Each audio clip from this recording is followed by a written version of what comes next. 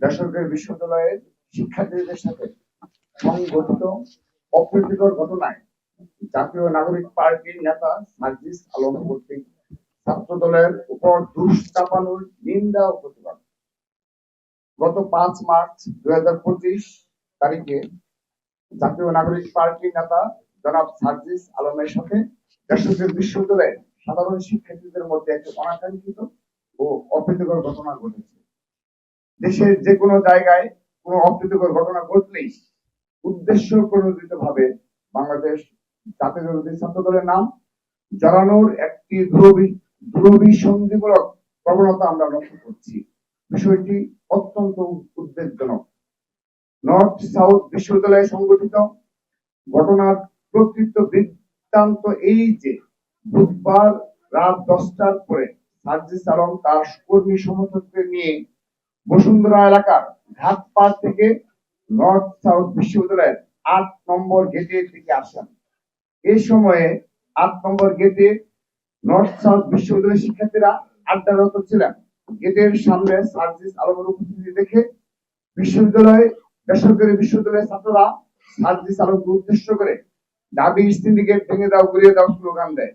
উল্লেখ্য, নবগঠিত গণতান্ত্রিক ছাত্র সংসদে বেসরকারি বিশ্ববিদ্যালয়ের শিক্ষার্থীদের যথাযথ মূল্যায়ন না করার অভিযোগে উক্ত ছাত্র সংগঠনটি কতিপয় ক্ষমতাশালী নেতা আত্মপ্রকাশের দিনেই বেসরকারি বিশ্ববিদ্যালয়ের শিক্ষার্থীদের সাথে মধুর ক্যান্টিনে সংঘর্ষে জড়িয়েছে।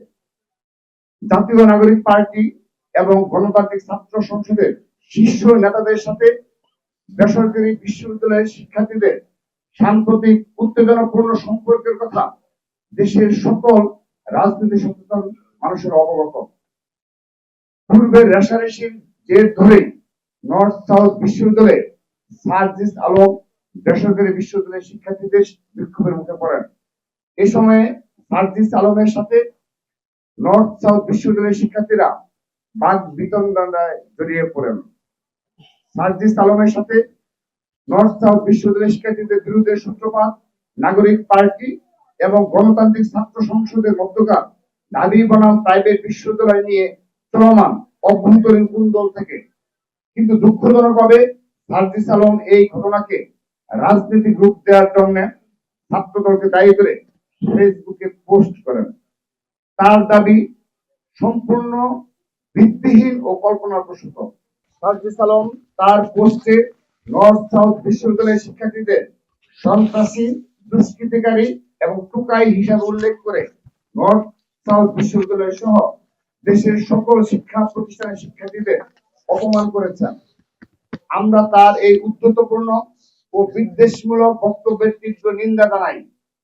সার্জিস আলমের বক্তব্যে জুলাই আগস্টের গণ অভ্যুত্থানে বেসরকারি বিশ্ববিদ্যালয়ের শিক্ষার্থীদের নজিরবিহীন ত্যাগকে মর্যাদা হানি করা হয়েছে। আমরা তার এই বক্তব্য প্রত্যাহার করার দাবি জানাচ্ছি। উল্লেখ্য, ঘটনাস্থলে বাংলাদেশ জাতীয়তাবাদী ছাত্র দলের কোন সাংগঠনিক কার্যক্রম ছিল না সেদিন। নর্থ সাউথ বিশ্ববিদ্যালয়ের ছাত্র দলের নেতাকর্মীরাও ঘটনাস্থলে ছিল না। সার্জিস আলমের সাথে ছাত্র দলের কোনো বিরোধ হয়নি।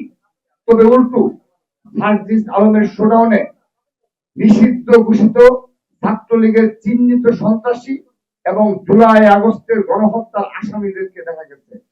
এভাবে জাতীয় নাগরিক পার্টি ও তাদের ছাত্র সংগঠনে নিষিদ্ধ ছাত্রলীগের পুনর্বাসন নেতাকর্মীদের পুনর্বাসন হচ্ছে। আমরা নিষিদ্ধ সংগঠনের নেতাকর্মীদের পুনর্বাসনের নিন্দা জানাচ্ছি। নর্থ সাউথ বিশ্ববিদ্যালয়ের শিক্ষার্থীদের সাথে সার্জিস আলমের বিরোধের মধ্যে কোন ছাত্র দলের নেতা কর্মীর উপস্থিতি ছিল কিনা আমরা তা পর্যালোচনা করে দেখছি। তথ্য সংগ্রহ করার কাজ চলছে। যদি ছাত্র দলের কারো কোনো ন্যূনতম অসাংগঠনিক সংশ্লিষ্ট থেকে থাকে তাহলে আমরা ছাত্র দলের পক্ষ থেকে আন্তরিকভাবে দুঃখ প্রকাশ করছি। একই সাথে বেসরকারি বিশ্ববিদ্যালয়ের শিক্ষার্থীদের সাথে ঘটে যাওয়া ঘটনার দায় ছাত্র দলের উপর চাপানোর কৌশলের বিরুদ্ধে আমরা নিন্দা প্রতিবাদ জানাচ্ছি। সবাইকে ধন্যবাদ।